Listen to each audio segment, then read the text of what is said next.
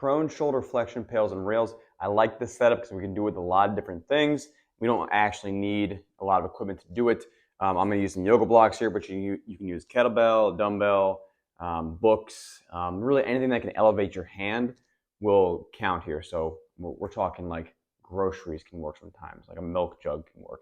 What we're going to do is lay down on the stomach. That's what prone means. We're going to get our shoulder into shoulder flexion. That's overhead right here. When we do this, we want to be sure that we don't feel pinchy stuff on the back side. It's okay to feel a little stretch here, but for me and my right shoulder, let's say, I want to make sure that my chest is flat, that I'm allowing my body to kind of almost lean into this flexion position, and I'm only trying to get a stretch within that deep shoulder joint here, okay? Now, as I relax into that position, I want to make sure I'm not like lifting my scap up at all.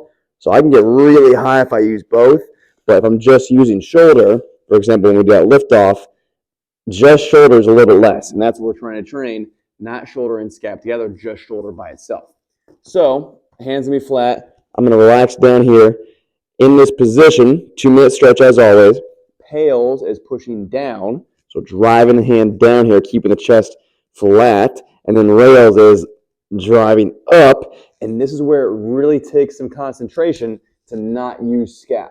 I want you to use this, like this shoulder joint only, to try to lift the hand up and off here, and it's super tough. I can do it if I use scap, I can do it if I twist and rotate a little bit, but it's much harder to just get that shoulder off as best you can, okay?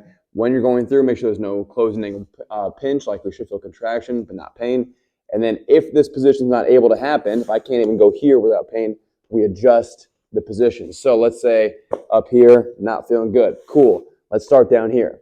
See how that feels. Okay, now we slowly perform a PAIL and rail either throughout the session or throughout several weeks of trying to progress upward here. So we don't just go straight to here and see what happens. It's, hey, maybe we're out here like this, and we relax into it there, but here does not feel good. That's where we start. That's fine. No matter what, we're always pain adjacent. So pain is here, cool. Pain's not here, cool, awesome. And over time, we can progress, right? Get higher and higher and higher to the point where we can get up to here, okay? This, for me, is way too high, using too much scap, probably too much, but we at the same time want to be able to challenge it over time as best as possible.